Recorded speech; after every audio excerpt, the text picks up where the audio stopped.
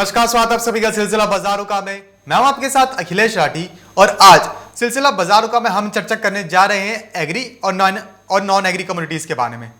हम आपको बताएंगे कि हफ्ते के पहले कारोबारी दिन ऐसी कौन सी कमोडिटी रहेगी जो आपको मुनाफा दिला के आपके लिए बेहतर साबित हो सकती है और किस कमोडिटी में कितना निवेश करना चाहिए और किस में कितना रुक के चलना चाहिए। चलते हैं एग्री कमोडिटीज की तरफ, जान लेते हैं कि आज सुबह के कारोबारी सत्र में कौन सी एग्री कमोडिटी किस भाव पर खुली है और किसमें कितनी तेजी या मंदी देखने को मिल रही है। शुरुआत कर रहे हैं यहाँ पे सबसे पहले चने से। तो चने का जो दिसंबर वादा है वो आज 4757 के भाव पर खुला है और इस वक्त 4737 रुपये पर कारोबार करता हुआ नजर आ रहा है और चने के दिसंबर वादा के अंदर लगभग 1% की जो गिरावट है वो देखने को मिल रही है। आज चने का दिसंबर वादा लगभग 1% की गिरावट के साथ खुलता हुआ नजर आया है। बात करें अगर बिनौला खल की, तो बिनौला खल का दिसंबर वादा आज 2050 रुपये के भाव पर खुलता हुआ नजर आया और इस वक्त 2032 के स्तर पर कारोबार करता हुआ नजर आ रहा है और बिनौला खल के दिसंबर वादा में लगभग इस वक्त 3.25% की गिरावट देखने को मिल रही है। बीते कारोबारी सप्ताह में देखा था कि बिनौला खल थोड़ा बहुत सुधरता हुआ भी नजर आया था। बिनौला खल में एक हल्की फुल्की बढ़त भी देखने को मिल रही थी कहीं ना कहीं, लेकिन आज सुबह के कारोबारी सत्र में, हफ्ते के पहले कारोबारी सत्र में बिनौला खल का जो बाजार है वो गिरावट के साथ खुला है। लगभग 3.25% की गिरावट देखने को मिल रही है बिनौला खल के अंदर। आगे बढ़ते हैं, बात कर लेते हैं ग्वारगम की। तो ग्वारगम का दिसंबर वादा आज 5740 के स्तर पर खुला है और इस वक्त 5735 के स्तर पर 6 रुपए की गिरावट के साथ कारोबार करता हुआ नजर आ रहा है। ग्वारगम के अंदर आज सुबह के कारोबारी सत्र में एक हल्की गिरावट देखने को मिल रही है। बात कर लेते हैं हम ग्वार सीड की।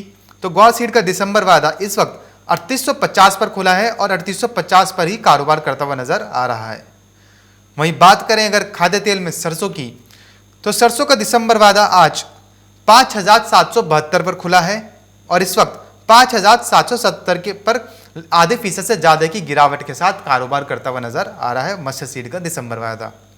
वहीं बात करेंगे रिफाइंड सोया तेल की, तो रिफाइंड सोया तेल का जो दिसंबर वादा है आज वो 1063 के भाव पर खुला है और इस वक्त लगभग 1062 के स्तर पर 1061 के स्तर पर कारोबार करता हुआ नजर आ रहा है एक हल्की सी गिरावट के साथ। वहीं बात करेंगे सोयाबीन की, तो सोयाबीन का दिसंबर वादा आज 4354 के भाव पर खुला है और इस वक्त 4344 के स्तर पर कारोबार करता हुआ नजर आ रहा है। सोयाबीन के अंदर लगभग 0.25% की गिरावट देखने को मिल रही है। तो जैसे कि हमने आज देखा कि एनसीडीएक्स पर कृषि बाजार आज जो खुला है उसमें एक मिला जुला सा ही रुझान देखने को मिल रहा है। अब जानेंगे रूपा मेहता जी से कि उनका आज कृषि जिंसों के ऊपर क्या राय है और कौन सी कृषि जिंस सबसे ज्यादा मुनाफे का सौदा साबित हो सकती है। रूपा जी, अगर बात करें अब कृषि जिंसों की, तो कृषि जिंसों में आज खाद्य तेल में आपको कैसा देखने को मिल रहा है? खाद्य तेल में आज तेजी रहेगी या मंदी? देखिए अखिलेश, खाद्य तेलों में मंदी का ही रुझान है। बाउंस बैक एक्सपेक्टेड था जो कि हमने फ्राइडे को देखा, मार्केट्स के अंदर आते हुए भी दिखाई दिया। अभी बाजार मुझे लगता है कि यहाँ से करेक्ट हो सकते हैं, लेकिन एक लंबी तेजी बिल्कुल भी नहीं है और एक बाउंस बैक एक्सपेक्टेड था वो ऑलरेडी आ चुका है। अभी सभी एडिबल ऑयल पैक के अंदर दबाव देखने को मिल रहा है, चाहे वो रिफाइंड सोया ऑयल हो, सरसों हो या सोयाबीन, सीपीओ। मुझे लगता है कि अब बाजारों के अंदर बिकवाली हावी हो सकती है। अभी एक्सपायरी है, इस वजह से थोड़ा सा उठापटक देखने को मिलेगी, लेकिन फ्रेश जिसको एंट्री लेना है तो मुझे लगता है कि ऊपरी स्तरों पर बिकवाली करके चलना चाहिए और एक्सपायरी के बाद आप बिकवाली की तरफ रह सकते हैं। अगले महीने के वायदे में बिकवाली करके चल सकते हैं, ऊपरी स्तरों पर दबाव बनता हुआ दिखाई दे सकता है। सोयाबीन की बात करें तो नीचे में 1040, रिफाइंड सोया की बात करें तो नीचे में 1040 तक के स्तर देखने को मिल सकते हैं। वहीं सोयाबीन मुझे लगता है कि 4280 के आसपास कारोबार करता हुआ दिखाई दे सकता है और मस्टर्ड की बात करें तो नीचे में 5720 तक बाजार जा सकते हैं। ओवरऑल ट्रेंड नेगेटिव है, बाउंस बैक पर बिकवाली करके चला जा सकता है। जी रूपा जी, हमारे साथ एक दर्शक जुड़े हुए हैं योगेश बंसल जी, जो जानना चाह रहे हैं सरसों का फ्यूचर कैसा रहेगा आगे। अभी तो फिलहाल गिरावट देखने को मिल रही है, आगे जैसे कि नया साल भी आने ही वाला है, ये आखिरी महीना चल रहा है 2020 का, तो आने वाले नए साल में मस्टर्ड सीड का जो फ्यूचर है वो कैसे देखने को मिल सकेगा? देखिए मुझे बहुत ज्यादा अभी एक्सपेक्टेड नहीं है कि बाजार में तेजी बनेगी। तो मुझे लगता है कि अभी जो नेक्स्ट सेशन स्टार्ट होगा उसमें भी क्रॉप अराइवल्स आएंगी, तो एक डैमेज अराइवल का प्रेशर जो है वो देखने को मिल सकता है और ऊपरी स्तरों पर बिकवाली ही हावी होते हुए दिखाई देगी। और मुझे लगता है कि एडिबल ऑयल पैक के अंदर अब वो बाउंस बैक उतनी तेजी एक्सपेक्टेड नहीं है जितनी पहले एक्सपेक्ट कर रहे थे। और अभी अगर मस्टर्ड की स्पेशली हम बात करें तो मुझे लगता है कि भाव जो आने वाले टाइम में आपको हो सकता है कि 5500 से लेकर 5200 के स्तर भी देखने को मिल जाएं। जी तो मस्टर्ड के अंदर अब बहुत लंबी तेजी नहीं है, तो मेरे हिसाब से सेलिंग की तरफ ही रहना चाहिए और 5500 के इमीडिएट टारगेट इसमें देखने को मिल सकते हैं। जी। रूपा जी, अगर किसी के पास हाजिर में फिजिकल में सरसों और सोयाबीन हो तो उनके लिए क्या सलाह रहेगी? देखिए, ऊपरी स्तरों पर बिकवाली ही करना चाहिए। जिस दिन भी बाउंस बैक आए, मैं लगातार बताती आ रही हूँ कि एक बार निकल जाना चाहिए, क्योंकि ऊपरी स्तरों पर दबाव बनता हुआ दिखाई दे रहा है। और हाजिर मंडियों के अंदर भी जिस तरीके की सिचुएशन देखने को मिल रही है और जो अब वायदा के अंदर जिस हिसाब से ट्रेड हो रहा है उसके चलते दबाव बना रहेगा। तो इसलिए जो भी बाउंस आता है उस बाउंस पर धीरे धीरे माल को लिक्विडेट कर देना चाहिए और जी बिकवाली की तरफ रहना चाहिए। जी। रूपा जी, खाद्य तेलों में ऐसा कौन सा खाद्य तेल है जो सबसे ज्यादा मुनाफे का सौदा साबित हो सकता है? देखिए, मुझे लगता है कि खाद्य तेलों की अगर बात करें तो रिफाइंड सोया ऑयल एक ऐसी कमोडिटी बन सकती है जो आपको आने वाले टाइम में एक अच्छा मुनाफा दे सकती है। अगर जनवरी वायदा की बात करें तो उसमें बिकवाली कर सकते हैं और नीचे में मुझे लगता है कि 1020 से लेकर 1000 के स्तर देखने को मिल सकते हैं। जी। रूपा जी, उसी के साथ अगर बात करें मसालों की, तो मसालों में आज के लिए क्या रणनीति बनाकर चलनी चाहिए?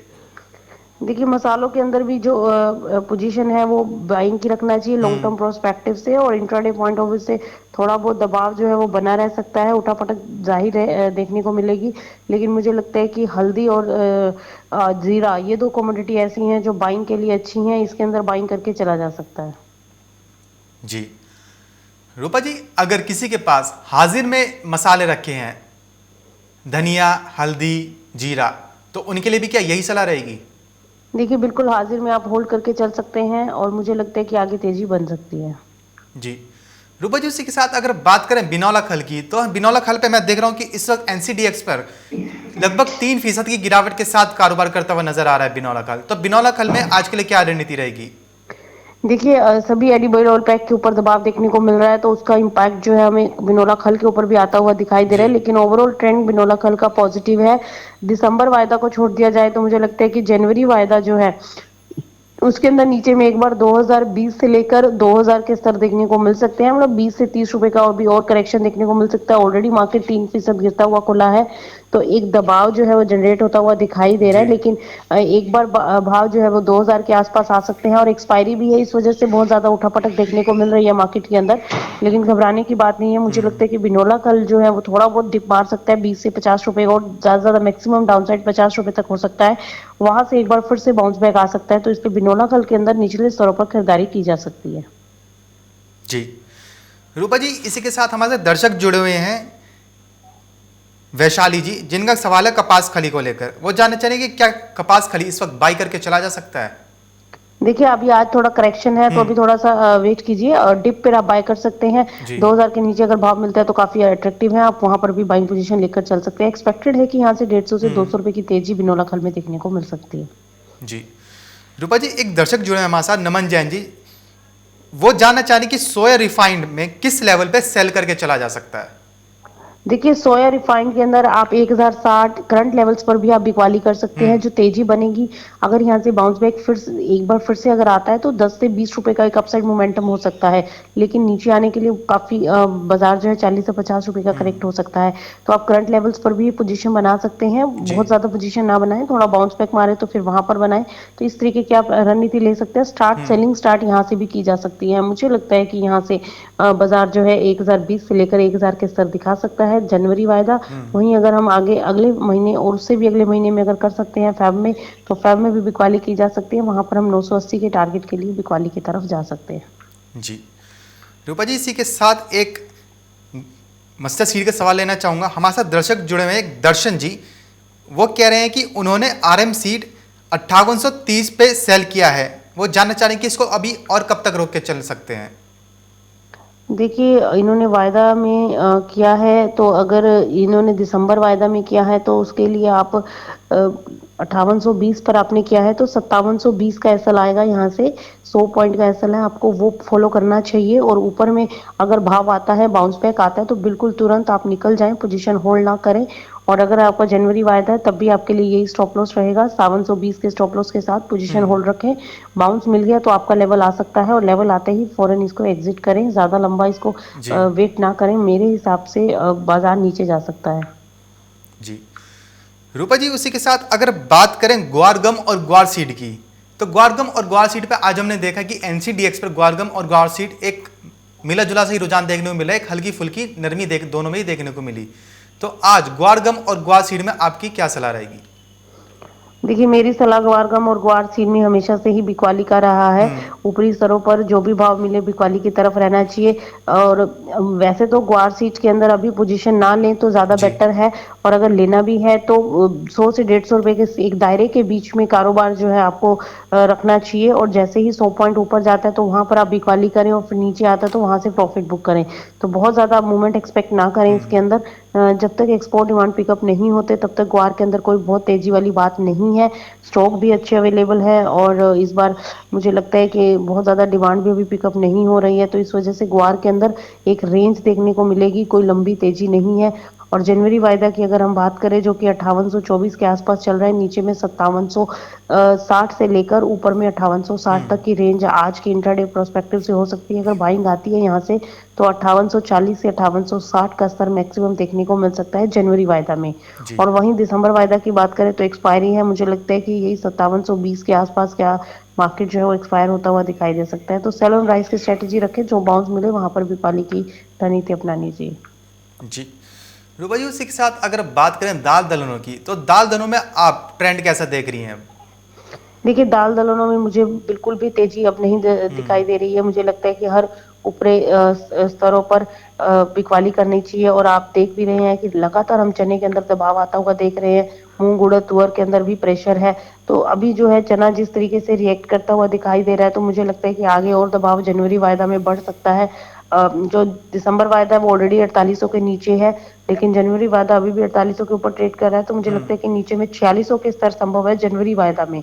और वहीं अगर हम दिसंबर वायदा की बात करें तो मुझे लगता है कि इसकी एक्सपायरी हो सकता है कि आपको 4580 के आसपास जो है इसकी एक्सपायरी देखने को, सॉरी 4680 के आसपास इसकी एक्सपायरी देखने को मिल सकती है। तो ओवरऑल प्रेशर रहेगा। आज हो सकता है इंट्राडे प्रोस्पेक्टिव से थोड़ा बहुत बाजार बाउंस दिखाते हुए नजर आए, लेकिन तेजी एक्सपेक्टेड नहीं है, प्रेशर है। सेल ऑन राइस की स्ट्रेटेजी रखें। आज भी बाजार 1 से 1.5% लुढ़का हुआ है। तो आज इंट्राडे प्रोस्पेक्टिव से मुझे लगता है कि 4800 के आसपास चने के अंदर बिकवाली बनाई जा सकती है जनवरी वायदा में। जी। रूपा जी, अगर उसी के साथ बात करें अनाजों में गेहूं की, तो गेहूं में आप आगे क्या से देख रही हैं कि गेहूं में आने वाले समय में गेहूं के भाव कहां तक जा सकते हैं? देखिए, गेहूं के अंदर तेजी एक्सपेक्टेड है कि थोड़ा बहुत बाउंस बैक जो है आगे आने वाले टाइम में देखने को मिल सकता है। लेकिन बहुत लंबी तेजी भी नहीं है, लेकिन हाँ थोड़ा बहुत बाजार संभलता हुआ नजर आ सकता है। तो मुझे लगता है कि 100 से 150 रुपए प्रति क्विंटल की तेजी बन सकती है। तो उस पॉइंट ऑफ व्यू से आप इसके अंदर पोजीशन बाइंग में रह सकते हैं। जी। रूपा जी, जैसे कि हमने देखा कि बासमती जो धान है, धान और बासमती चावल, इन सब के जो भाव पहले इतने नहीं मिल रहे थे, एमएसपी से नीचे ही मिल रहे थे किसानों को, लेकिन अब धीरे धीरे बासमती के धान के भाव 1121 मुच्छल वैरायटी, इन सब के जो दाम है, जो भाव है, वो काफ़ी अच्छे मिलने लगे हैं मंडियों के अंदर किसानों को। तो अब जैसे कि एक खबर भी निकल के सामने आई थी कि चाइना इंडिया से इंपोर्ट कर रहा है, 30 साल में पहली बार चालू हुआ है। तो अब दान के अंदर चावलों में अब कैसा ट्रेंड देखने को मिल सकेगा? क्या तेजी रहेगी? देखिए, बिल्कुल धान के अंदर तेजी बन सकती है और अब तेजी का माहौल बनता हुआ दिखाई भी दे रहा है और ऑलरेडी प्राइसेस अच्छे हो चुके हैं। हरियाणा की कैथल मंडियों की अगर हम बात करें तो वहां पर अच्छे खासे भाव देखने जी को मिले हैं। बासमती की बात करें तो 4600 रुपए के आसपास और जी। मुच्छल 3000 और बासमती 1121 के भाव 2970 रुपए तक हमने जाते हुए देखे हैं। तो यहाँ जी से एक्सपेक्टेड है कि जो बासमती 4600 के आसपास बिक रहा है वो हो सकता है आपको 5000 के स्तर भी दिखा दे और मुच्छल जो है वो 3500 तक ऊपर जा सकता है। वहीं बासमती 1121 की बात करें तो मुझे लगता है वो 3200 से 3300 रुपए की तेजी दिखा सकता है। तो 300-400 पॉइंट की तेजी जो है अभी भी बाजारों के अंदर देखने को मिल सकती है। अभी जो है थोड़ा बहुत बाजार अब संभलते हुए नजर आए हैं, तो हो सकता है कि इसके चलते आपको बाजारों में एक तेजी बनती हुई दिखाई दे और यहाँ से करंट लेवल से भाव के अंदर तेजी एक्सपेक्टेड है। तो 200 से 300 रुपए की तेजी के लिए बाइंग की जा सकती है। जी।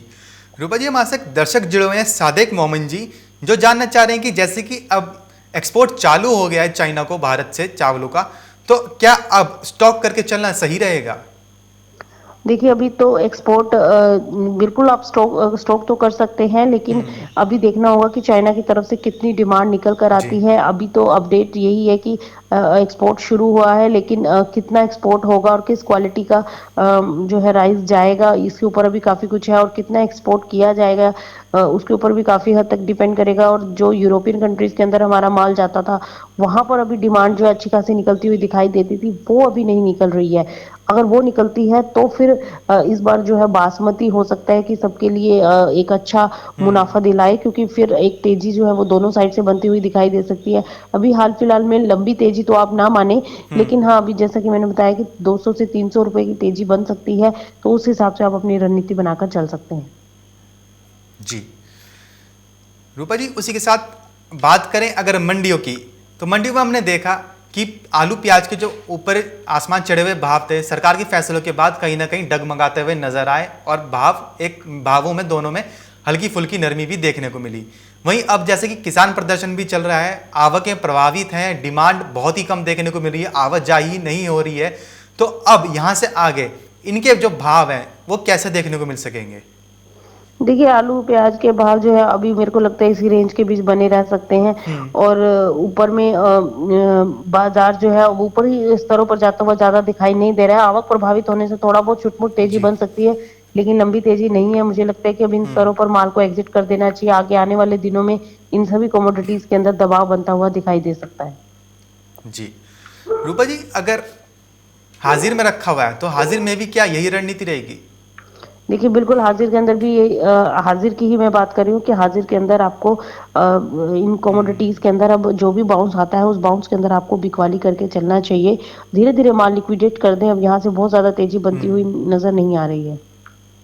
जी रूपा जी, एग्री कमोडिटीज में आज के लिए ऐसी कौन सी कमोडिटी रहेगी, चाहे वो वायदा की हो चाहे हाजिर में हो, जो आज निवेशकों को अच्छा मुनाफा दिला सकती है? देखिए एग्री कमोडिटीज की अगर हम बात करें तो अखिलेश, मुझे जैसा कि मैं बताती आ रही हूँ कि अब एडिबल ऑयल पैक अच्छे लग रहे हैं, जिसके अंदर बिकवाली की तरफ रहा जा सकता है। इंट्राडे प्रोस्पेक्टिव से देखिए प्रॉफिट आना थोड़ा मुश्किल है, क्योंकि काफी रेंज बाउंड मार्केट देखने को मिल रहा है। जी। और अभी अगर ऊपरी स्तरों पर आप बिकवाली करके चलते हैं तो आने वाले दिनों में आपको मुनाफा देखने को मिल सकता है। सोयाबीन की अगर हम बात करें तो मुझे लगता है कि सोयाबीन अब यहाँ से दबाव बनाती हुई दिखाई दे सकती है। अब जो 4400 के आसपास, मैंने पहले भी बोला था कि जी। 4400 के ऊपर मार्केट जाता है तो वहां पर बिकवाली की रणनीति अपनाएं, दबाव बन सकता है। और अभी भी जो सोयाबीन है वो दबाव दिखाता हुआ नजर आ रहा है, और नीचे में 4300 के नीचे अगर लुढ़क जाता है तो आपको 4260 से लेकर 4220 तक के स्तर देखने को मिल सकते हैं। वहीं रिफाइंड ऑयल की बात करें तो 1020 के स्तरों के लिए आप ऊपरी स्तरों पर बिकवाली करके चल सकते हैं। 1060, 1065 जो भी स्तर मिलता है वहां पर पोजीशन जो है वो बिकवाली की बना सकते हैं। करंट लेवल्स पर भी रिफाइंड ऑयल के अंदर बिकवाली की जा सकती है। सेम एज इट इज सरसों के अंदर भी बिकवाली की रणनीति लेकर चला जा सकता है। तो मुझे जी। लगता है कि एडिबल ऑयल पैक के अंदर सेल ऑन राइस की स्ट्रेटेजी लेकर चले, आने वाले दिनों में अच्छा मुनाफा हो सकता है कि आपको देखने को मिले। जी रूपा जी, एक सवाल लेना चाहेंगे ज्यादा हमारे साथ दर्शक जुड़े हुए हैं पीयूष गौतम जी, जिनका सवाल है सोयाबीन को लेकर। वो जानना चाह रही कि सोयाबीन का भाव आगे क्या रहेगा। उनके पास इस वक्त सोयाबीन की 500 बोरियां रखी हुई हैं। देखिए आगे भाव जो है एक्सपेक्टेड तो यही है कि भाव जो है हो सकता है आपको 4200 और 4000 के भी स्तर दिखला दे। जी। लेकिन अभी तेजी की उम्मीद बहुत कम है। आप धीरे धीरे लिक्विडेट कर दें। जो भी बाउंस आपको देखने को मिलता है उसमें आप बाजार को निकालना, माल को निकालना शुरू करें। मुझे लगता है कि दबाव बन सकता है। ओवरऑल देखिए इस कमोडिटी के अंदर जिस तरीके के अपडेट निकल कर आ रहे थे, फंडामेंटल उस टाइम पॉजिटिव नजर आ रहा था कि बाजारों के अंदर क्रॉप डैमेज हुई है और इस वजह से प्राइसेस के अंदर तेजी बनती हुई दिखाई दे रही थी, लेकिन वो एक सीमित दायरे में रही और 4500 के ऊपर हम बाजार सस्टेन करते हुए नहीं देख पाए।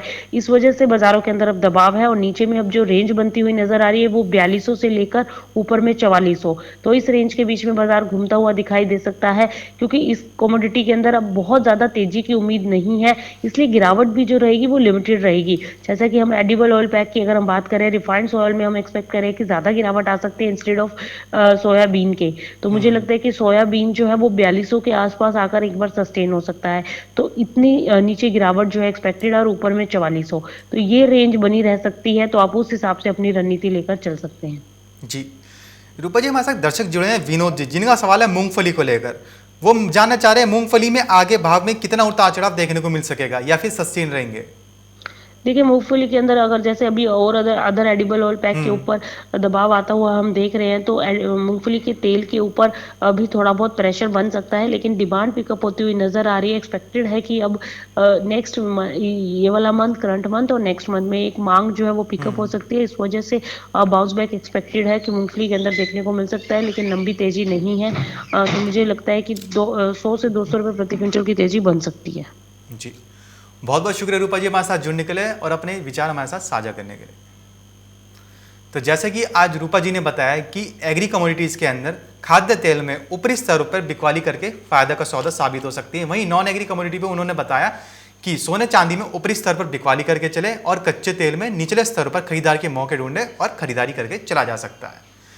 तो फिलहाल सिलसिला बाजारों के में बस इतना ही, कहीं जाइएगा नहीं क्योंकि खबरों का सिलसिला यूं ही बना रहेगा मार्केट टाइम्स टीवी पर।